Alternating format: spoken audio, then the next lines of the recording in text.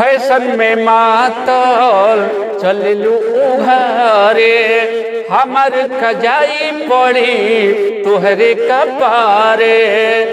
बड़ा कीमती हो, बड़ा कीमती बा तुहरा ई सामान हो, दुकान जानी खुला रखो, जानी बूझी के बा नयन जान हो, दुकान जानी खुला रखो।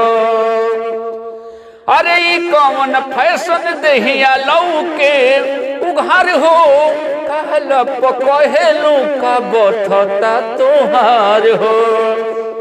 अरे कौन फैशन दहिया लऊ के उघार हो, कहला पकहेलू का बठता तोहार हो।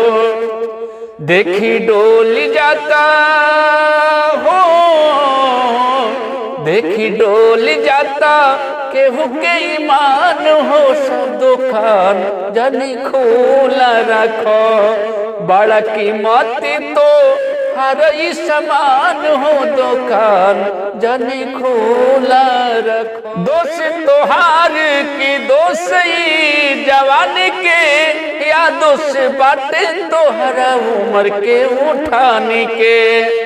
अरे दोष तोहार की दोष ई जवानी के, या दोष बाटे तोहरा पहिला उठाने के। बनल बाड़ू तू हो, बनल बाड़ू मन मित के परान हो, दुकान जानी खुला रखो, बड़ा कीमती तो हर ई सामान हो, दुकान जानी खुला रखो। फैशन में मातल चललू उघारे, हमर खजाई पड़ी तुहरे कपारे।